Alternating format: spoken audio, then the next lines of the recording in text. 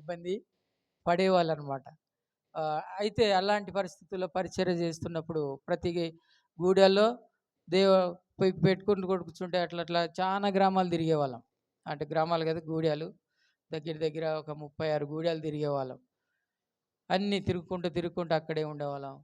అట్లా ఏమైపోయేదంటే సరైనటువంటి ఆహారము ఉండేది కాదు. మేము రొట్టెలు కట్టుకొని పోయేవాళ్ళం. రొట్టెలు, ఈ సజ్జ రొట్టెలు, జొన్న రొట్టెలు అవి తీసుకొని వెళ్ళేవాళ్ళము. తీసుకొని వెళ్తే అడవుల్లో పోయినప్పుడు కొంత నక్సల్స్ ప్రాబ్లం ఉండేది. వాళ్ళు కలిసినప్పుడు వాళ్ళు కూడా మమ్మల్ని తిట్టేవాళ్ళు. ఈ పనులు ఎందుకు చేస్తారు, ఇక్కడ ఎందుకు తిరుగుతుండ్రని. ఇలాగా దగ్గర దగ్గర ఒక 12 సంవత్సరాలు అయిపోయిన తర్వాత అక్కడ ఇంకా ఉండలేని పరిస్థితుల్లో నేను హైదరాబాద్కి వచ్చి ఇక్కడే ఉండడం జరిగింది. అయితే సంఘాలు కొన్ని కట్టుకునేవాడిని.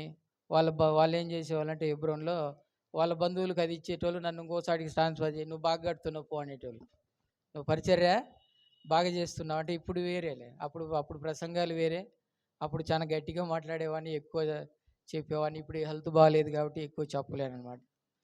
అక్కడ ఆ వాటరు అవన్నీ తాగి ఎప్పుడు మలేరియా జ్వరం వచ్చేది ఎక్కువ. టైఫాయిడ్ మలేరియా అట్లా శరీరం అంతా ఏమైపోయిందంటే కృషించిపోయిందనమాట. ఈ రీతిగా తిరుగుతూ తిరుగుతూ దేవుడు మరి ఏది మన కరోనాలో అయ్యగారి దగ్గరికి వచ్చినాను. 4 సంవత్సరాలు 4 ఇయర్స్లో ఇక్కడ వచ్చిన తర్వాత దేవుడు మరి క్రమక్రమంగా కొన్ని ఇస్తూ వచ్చినాడు. ఒక కారు ఇచ్చిండు. తర్వాత ఇప్పుడు దేవుడు మలేషియాకును, తర్వాత సింగపూరు, ఇండోనేషియా 3 దేశాలకు సువార్త నిమిత్తమై అయ్యగారికి తెలిసిన ఆయన ద్వారా వెళ్తున్నాను. ఈరోజు నైట్ ఫ్లైట్లో వెళ్తాను. అందుకని అయ్యగారు 2 వారాలను ఉండవు కాబట్టి ఈరోజు తీసుకున్నారు. కాబట్టి దేవుని కృపను బట్టి అక్కడ కూడా ట్రైబ్సే. మీరు ఎట్లా చేస్తారు ఏంటంటే అన్నీ చెప్పాను ఆయనకు. ప్రొజెక్టర్ అయి ఉంటాయంటే సరే అన్నాను. కాబట్టి ఆ 3 రాష్ట్రాలు 15 రోజులు 15 డేస్ వచ్చింది. 3 దేశాల్లో మీ అందరి ప్రార్థనలో జ్ఞాపకం చేసుకోండి.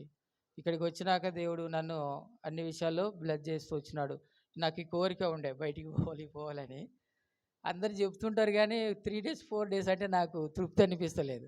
వీళ్ళేదో మీటింగ్కి పోయి వచ్చేస్తారు, ఆ మాత్రానికి పోవడం ఎందుకు అనుకున్నాను. నిన్న పాస్టర్ల మీటింగ్లో అయ్యగారికి తెలిసిన ఆయన వచ్చిండు. ఇట్లా ఉంది ఇట్లుంది అదంతా కూడా 3 డేస్లో అయిపోయింది మొత్తం. ఆయన కూడా అన్నాడు ట్రై చేస్తాను, వస్తుందో రాదన్నాడు. కానీ వీసా కానీ అన్నీ వచ్చేసినాయి. ఫ్లైట్ టికెట్ కూడా వాళ్ళ పక్కనే ఒక సీటు, అది అట్లా అప్పటి నుంచి అట్నే ఉంది. ఆయన నెల క్రితం బుక్ చేసుకున్నాడంట. నెల రోజుల నుంచి కూడా పక్కది ఎవరు ఫిలప్ చేయలేదు. కాబట్టి ఆయన పక్కనే వచ్చింది నాకు కూడా. ఈరోజు నైట్ అది ఇక్కడ నుంచి 9 గంటలకు బయలుదేరుతాం. 3 గంటలకు ఉందంట ట్రైన్, ఫ్లైట్. ఫ్లైట్లు మనకు తెలియలేదు కదా. 3 గంటలంటే రేపు సోమవారం పొద్దున్నే అక్కడ ఉంటాము. కాబట్టి మీ ప్రార్థనలో జ్ఞాపకం చేసుకోండి. ప్రార్థన చేస్తాను. పరిశుద్ధుడా, ప్రేమగల తండ్రి, మహిమగల ప్రభువా, నీ ఘనమైన పాలనకు స్తుతులు, స్తోత్రములు తండ్రి. మా ప్రభువా, ఇంతవరకు నా తండ్రి మీరు మాట్లాడుతూ వచ్చినారు. ఈ నోటి మాట విషయంలో, మొక్కుబడి విషయంలో మేము మాట తప్పినా నువ్వు తప్పకుండా వసూలు చేసుకునే దేవుడుగా ఉన్నందుకై స్తోత్రములు. సహాయం చేయండి. వీళ్ళందరినీ కూడా దీవించి ఆశీర్వదించండి ప్రభువా.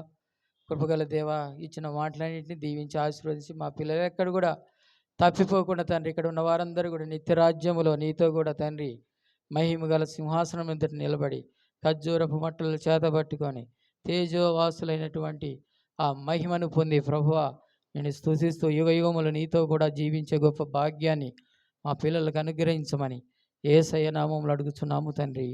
ఆమేన్. ఆమేన్.